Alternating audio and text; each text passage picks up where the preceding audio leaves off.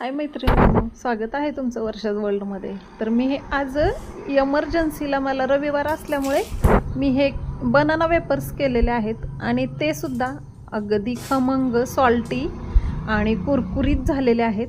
चला तर रेसिपीला सुरुवात करूया। त्यासाठी मी 2 केळी सालं काढून घेतली, थोड्याशा पाण्यात मीठ टाकून घेतलं, तेल कढईत कडकडीत गरम केलं आणि त्याच्यात डायरेक्ट केळी खिसली। एवढी साधी सोपी रेसिपी आहे ही आणि अगदी 10 मिनिटात वेपर्स बनवून तयार होतात, ते सुद्धा अगदी कुरकुरीत सॉल्टी, खूप छान असे। तर इथं बाजूला थोडंसं काम चालू आहे त्यामुळे मी ह्याचा आवाज बंद केलेला आहे आणि हे पाणी टाकल्यानंतर पाणी टाकून घ्यायचंय मिठाचं आणि त्याचे बुडबुडे येतात बघा। ते बुडबुडे यायचे बंद झाले का आपले वेपर्स कुरकुरीत झालेले आहेत असं समजून जायचं आणि बाहेर काढायचे। ते मी पुढे दाखवणार आहे आवाजावरती, तोपर्यंत बंद होतंय ते काम। आता बघा हे वेपर्स आता आपण बऱ्यापैकी तळून झालेले आहेत। आता हे बाहेर काढून घ्यायचे।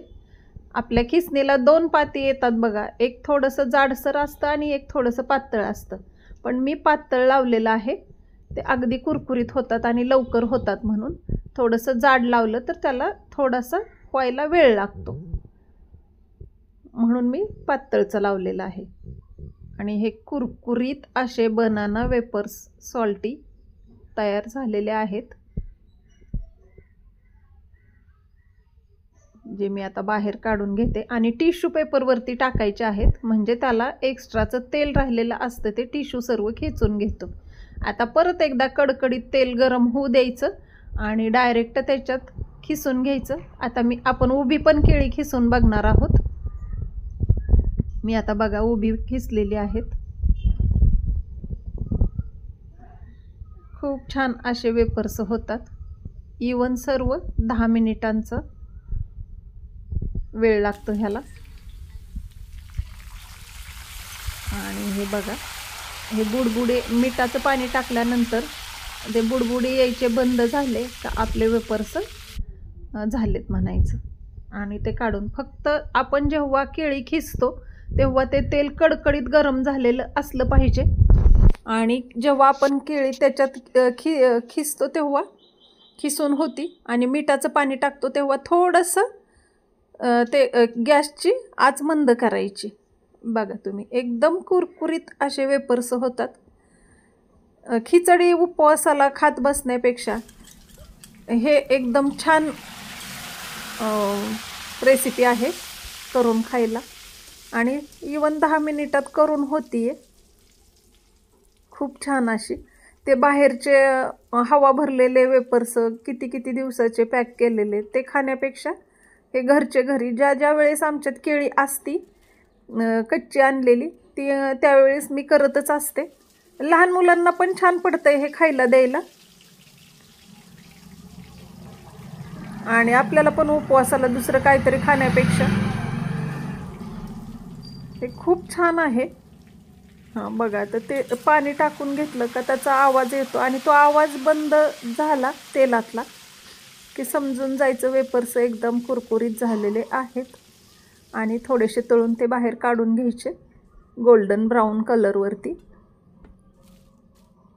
ते कलर थोडासा तुम्हाला डार्क दिसतोय पण तेवढा डार्क नाही आलेला, छान आलेला आहे। आता अजून एक बॅच राहिलेली ती पण मी खिसून घेते। बघू शकताय ताव थोडासा केळी खिसण्याच्या आधी थोडासा गॅस मोठा करायचा आणि तेलाला चांगला ताव येऊ द्यायचा आणि नंतर खिसायचं। आणि हे मिठाचं पाणी टाकून घेतल्यानंतर थोडासा गॅस बारीक करायचा आणि मग ते हलवायचं आणि तेलाचे बुडबुडे यायचे बंद झाले का समजून जायचं हे वेपर्स एकदम कुरकुरीत झालेले आहेत।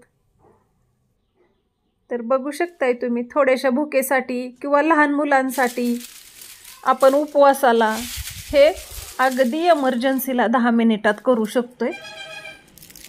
आणि बघा हे मी तोडून पण दाखवते तुम्हाला कसले कुरकुरीत झालेले आहेत। थोडेसे गरम आहेत त्यामुळे ते अजून तेल टिश्यूने खिचून घेतलेलं नाही आहे त्याचं।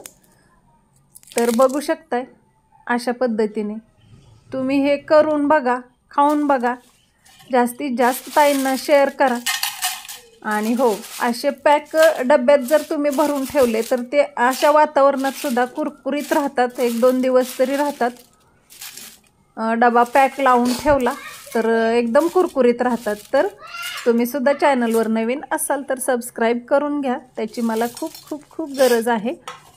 आणि व्हिडिओ आवडलेला असेल तर लाईक करा, शेअर करा, जास्तीत जास्त कमेंटमध्ये मला सांगा.